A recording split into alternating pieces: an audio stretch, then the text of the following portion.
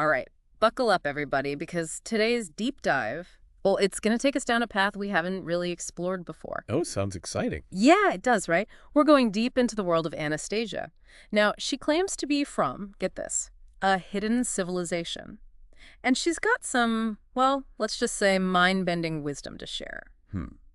A hidden civilization. Hmm? And where are we hearing about this from? So her story comes from this book series, The Ringing Cedars of Russia, specifically from an interview, but it's a channeled interview. Okay, channel. So already we're stepping into a unique territory here. Yeah, definitely a bit out there, right?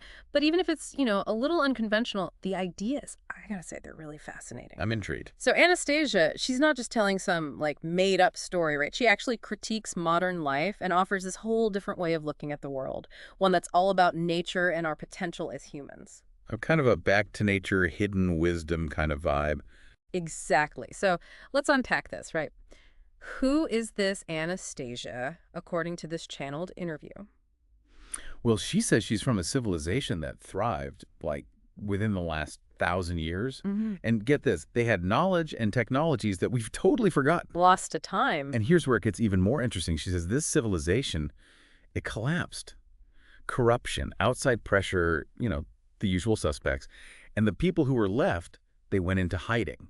And guess what?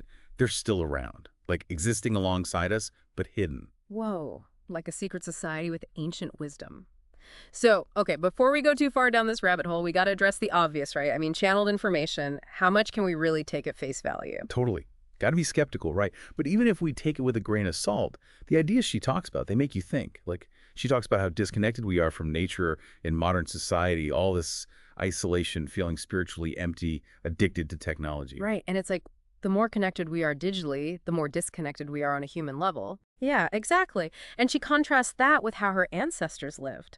They were deeply connected to nature. They could harness the Earth's energy for healing, for communication, even for expanding their awareness. Wow, what does that even look like? Harnessing the Earth's energy. Right, it's wild. She even talks about them being able to perceive the world through the senses of animals and plants, experiencing that interconnectedness of life, but on a level we can barely imagine. Seeing through the eyes of an eagle or feeling the pulse of a forest. Totally. It's mind-blowing. Okay, so if they were so advanced, this civilization, how did it all fall apart? What happened? That's the big question, right? It's even with all that knowledge, staying in harmony, staying wise, it's a constant battle. Mm. Anastasia says it was partly corruption, people manipulating things from the inside. Kind of a cautionary tale, right? Yeah. Power corrupts. Even with all that wisdom, human nature still gets in the way.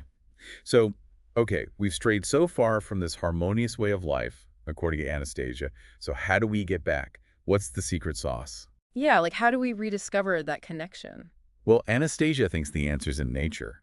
She says we got to tap back into its wisdom. And you know how we think of nature as, chaotic and dangerous? She says that's wrong. We just don't understand the balance of it all, the way everything's connected. So it's not about conquering nature, but understanding it, working with it. Exactly. She gives the example of chickens. They eat bugs and keep those populations under control. Or predators, they make sure their prey stays healthy. Nature's got its own intelligence built in. It's like a perfectly designed system. And we're a part of it, not separate from it. Right. And when we mess with that balance, well, we create problems. Not just for the environment, but for ourselves, too. Anastasia says all this pollution, disease, even social unrest, it comes from us. Like a cosmic imbalance we're causing. It all circles back to us, huh? Okay, let's talk about this body of energies that Anastasia mentions. What is she even talking about? Okay, so think of it like a network inside us that's just waiting to be turned on. Like an untapped resource? Exactly. Before we had all this technology, we relied on our intuition, our gut feelings. Anastasia describes it as 9 gates or channels in this system. Yeah. But when they're open, we can connect with everything around us, even other beings. So we have these pathways within us leading to a deeper connection with the world. That's pretty cool. But how do we access them? That's the million-dollar question, right? Mm-hmm. Anastasia talks about clearing our internal meridians. It's like acupuncture, but energetic, aligning ourselves with the environment through our mind, our emotions, our physical body. So it's all about alignment, getting everything in sync. Exactly.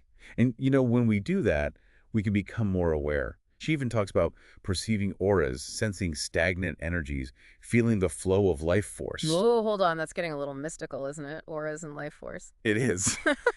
But it's fascinating, right? So how do we wake up this potential? Anastasia says it's all about the inner being. The what? The inner being, what's that all about? It's like our true self, but timeless, beyond any physical limits.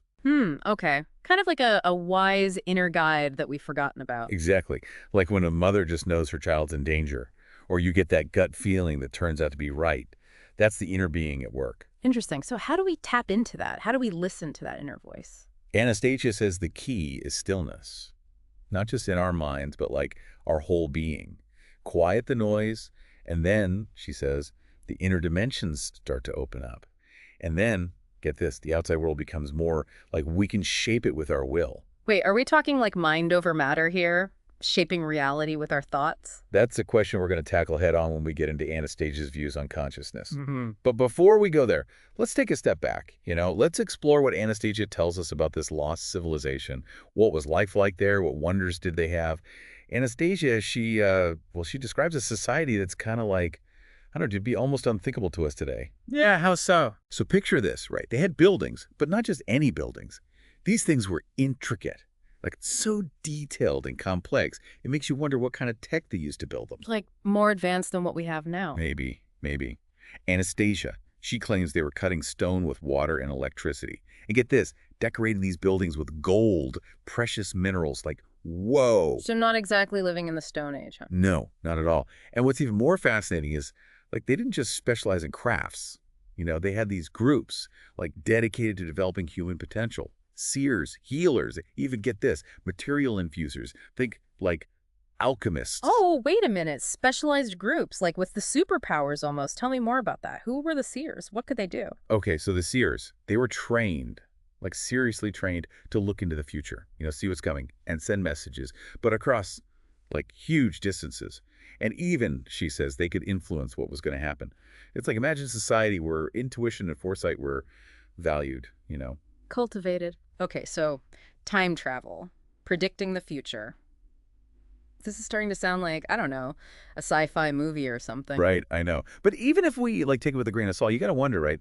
What if we all have those abilities, but we've just, I don't know, forgotten how to use them, like a Yeah. lost way of knowing? Anastasia does say the seers, well, they ended up corrupted, people manipulating things. It's like even with amazing powers, human nature, it can mess things up. It's a reminder, right? Doesn't matter how advanced we get, got to stay grounded, got to have integrity. Absolutely. So the healers, they were another group, right? What were they all about? Okay, so the healers, they were all about like the big picture, not just treating symptoms. They understood the mind, the body, the spirit, how it's all connected.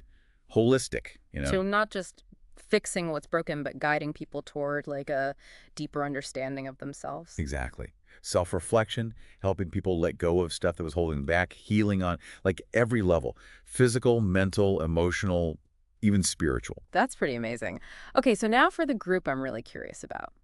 Anastasia's own group, the material infusers. She called them alchemists. What's that all about? Right, this is where it gets, well, let's just say it might sound a little far out there. So Anastasia, she says these material infusers, they could actually fuse consciousness with matter. Like they understood the material world as like a manifestation of consciousness. Hold on, so like turning lead into gold, that kind of alchemy? Not exactly. It's more about understanding the energy behind matter, and then changing it with their minds. Anastasia says they would like tune into the frequencies of elements and then use meditation and their voices to infuse those elements with specific quality. Wait, what? Using their voices to change matter? So like sonic alchemy. That's it. And here's something really cool. Anastasia, she claims those ancient cathedrals, the theaters, they weren't just for shows. They were designed to transform reality with sound, like giant instruments, amplifying the alchemists' voices, creating these powerful effects. Whoa. So Gregorian chants, they weren't just about like praising someone up there. They were like tools for shaping reality. That's wild. It is wild, and it makes you think about the power of sound, like how music can make you feel things so intensely, or certain sounds can like physically shake you. What if we could tap into that power for healing, for transformation, maybe even for shaping reality? Okay, my mind's officially blown. So what about this civilization, this amazing society? Did they like all ascend to another dimension through their sonic alchemy? How did it all end? Well, not quite. Anastasia says their downfall was partly due to natural cycles, like things change. And some people, they went looking for safe places or started new settlements. But others, she says, they went backward, became more primitive. So like the rise and fall of civilizations, it happens, but she's suggesting, like she's a forerunner, right? That we can rediscover that ancient wisdom and build a better future, one where we're in tune with nature. Exactly. Like a blueprint for a more sustainable way of life. More harmonious, too. Yeah. But how do we get there, right? From where we are now to that kind of utopia. Yeah, it's a long way from here to there. What's the bridge? How do we get started? So Anastasia, one of your core teachings is that nature, it's a mirror reflecting us, our thoughts, our emotions, everything we do. Wait, so like the state of the world, it's a reflection of our own inner state. That's it. That saying, as within, so without. Anastasia says we got to look at ourselves, our thoughts, how we're feeling, what we're doing, and then see how that shows up in the world around us. Okay, I'm trying to picture this. Give me an example. How does nature mirror us? Like specifically? Think about soil, right? Mm-hmm. Anastasia, she compares it to our digestive system. It breaks down things, transforms them, creates new life. Just like our bodies do with food. Oh, I see. So like if our inner world is all messed up, toxic, then that's going to show up in the environment. And if we're balanced, harmonious inside, then the world around us will reflect that. Exactly. It's all connected, And that mirroring, it goes for everything in nature, even the relationship between plants and humans. Anastasia, she has this really cool perspective on how we can, like, use plants for healing. Like, they hold this intelligence we can tap into. Plants with intelligence. Okay, I got to hear more about this. Tell me everything. So get this right. Wild animals, when they eat seeds, those seeds, they travel through the animal system, right? Mm-hmm. And along the way, they pick up information like microscopic properties of the animal's body. It's like they're taking a blueprint of its health. Wait a minute. Are you saying like seeds can absorb information from the animals that eat them? That's the idea. And then when those seeds grow, the plants, they develop in a way that counteracts whatever problems the animal might have had, like nature's own personalized medicine. Wow. That's incredible. So the plants are adapting to the needs of the animals. That's amazing. But what about humans? Where do we fit in? Well, Anastasia, she suggests we can do this too. Like before you plant a seed, you put it under your tongue, just for a bit. And it picks up information about you, your body, your specific needs. So the plant, it grows in a way that supports your health. Okay, this is definitely a little out there, even for me. But it's fascinating, like plants tailoring themselves to us. That's pretty cool. It makes you wonder what other connections we might have with nature that we just don't know about. Exactly. It's like we're not just taking from nature, we're part of this exchange, this flow of energy and information. We can influence nature just like it influences us. This is seriously making me look at nature in a whole new way. But Anastasia, she also talks about life force, like this energy that flows through everything. What is she talking about there? So she describes it like water, Okay. It's what nourishes life, what carries it along. Think about how important water is, right? Everything needs it. Anastasia says when we connect with this life force, we can understand like the inner workings of life, how everything's connected. It's like the vital energy, right? Yeah. The chi, the prana that a lot of traditions talk about. Exactly. And she also talks about ambient energy.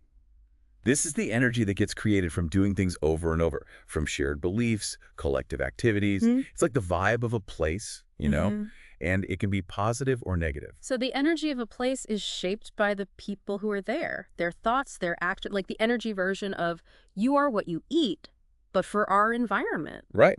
And we got to be mindful of that, Yeah. What kind of vibes are we surrounding ourselves with? Anastasia says we need to be aware of that and create spaces that support us, that are good for our well-being. So speaking of well-being, Anastasia gives us some exercises, right? Meditations to help us raise our awareness and connect with like deeper realities. Tell me more about those. Yeah, she outlines 3, but she's very clear that, they're just starting points. It's not about following rules, but about exploring, figuring out what works for you. Patience, she says, that's key. And finding a quiet spot to practice. So it's about finding your own rhythm, listening to your inner guide. So what are these exercises? Can we break them down one by one? Okay, so the first one, it's about body awareness. It's simple, but it's powerful.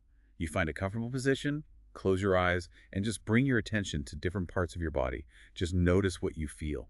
Like scanning your inner landscape, becoming more present. Yeah, exactly. And she says, like, you can use words to help focus your attention, like head, chest, abdomen, as you focus on each area. Sounds like a good way to quiet the mind and connect with your physical self. What about the second exercise? Okay, so the second one, this is where you start to, like, merge your consciousness with the element. Hold on, merge with the elements. That sounds intense. How do you even do that? She uses water as an example.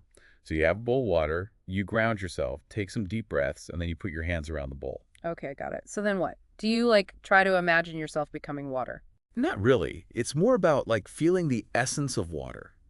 Like, imagine being so connected to nature that you can sense the world through its elements. The flow of water, the grounding of earth, the energy of fire. She says, ask yourself, how does it feel to be water? And let that feeling fill you. So it's not about thinking, but about sensing, tuning into that intuitive connection. Exactly. And she says, like, find something to focus on, like how the water feels on your hands, just to keep your attention there. And once you get the hang of it with water, you can try it with other elements, earth, fire, air. Okay, this is getting really interesting. I can see how these exercises could open up a whole new way of experiencing the world. So what's the third exercise all about? This one's all about tuning into that inner being. Remember, the true self, the timeless one that Anastasia talks about, the part of us beyond our physical body. Oh, right. The wise inner guide. How do we connect with that?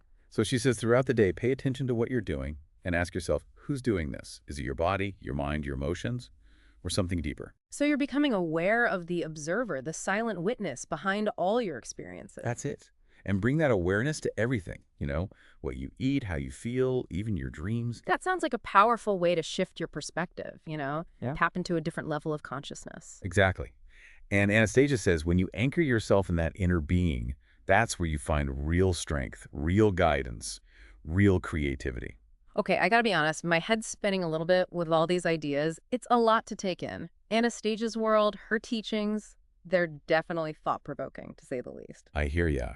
It's like she's challenging us to think bigger, to reconsider everything we thought we knew about reality and our place in it. But let's take a minute to, like, recap. What stands out to you? What are the big takeaways? Yeah, so we've been through a lot, right? Anastasia's lost civilization, her thoughts on modern life, her whole take on nature and consciousness, all this interconnectedness. It's a lot. What would you say is like the core message here? What's the big takeaway? I think, the most powerful thing that runs through all this is the idea that we aren't separate from nature. We're part of it, deeply connected, woven in. Like what we think, what we feel, it all has an effect on the world. And nature, it's like a mirror reflecting all that back at us. Exactly. We're part of this web, this intricate web of life. And the choices we make, they affect the whole balance of the web. We've been taught to think we're separate individuals, but Anastasia, she challenges that right at the root. It's a big shift in perspective. And another thing, right, she really emphasizes intuition, that inner wisdom we all have. It's like we've lost touch with that, relying so much on technology, on outside information. Yeah, it's like we've traded our inner compass for, I don't know, convenience, distractions. But Anastasia, she reminds us it's still there. Those abilities, we just got to rediscover them. Right, it's not lost, just forgotten. And she gives us tools, right, like those meditation exercises, ways to cultivate that awareness again. Absolutely. And it goes beyond meditation, Yeah. It's about changing how we see things, approaching life with curiosity, a sense of wonder, remembering we're not just watching, we're participating, we're part of the story. Yeah, that's powerful. And it connects to how Anastasia talks about consciousness, right? It's not just something we have, it's a force that can actually shape our reality. Whoa, hold on. Mind over matter, that kind of thing. Yeah, exactly. Yeah. Sounds kind of out there, I know. But think about it, right? The placebo effect, the power of belief. What if our thoughts, our feelings, they have a much bigger impact than we realize? That's a pretty big what if. Right. Anastasia, she's saying it's like we have these amazing abilities, but we've forgotten how to use them. She's challenging us to become like conscious creators of our own lives and the world around us. Yeah, she even talks about mass consciousness, right? Like we're all connected on some deeper level. And our thoughts, they can influence the collective reality. So it's not just about changing ourselves, but being part of a bigger shift in consciousness, creating a better world, more harmonious, more sustainable, more compassionate. A huge vision, but maybe not impossible. Right. And even if the lost civilization, the advanced technology, even if that's a bit fantastical, the questions Anastasia raises, they're important. Like, what if we could reconnect with nature, with ourselves, with each other? What could we achieve? Yeah, what kind of world could we create? That's the question, isn't it? Exactly. And we all have a role to play in answering it. We can choose to say, nah, that's all made up. Or we can say, hey, what if it's true? And then explore, experiment, see what's possible. It's about becoming explorers, pioneers of consciousness. Yeah. Who knows what we might discover? So, to everyone listening, here's something to think about. What if the future we dream of, it's closer than we think? What if the power to create it, it's already within us, just waiting to be awakened?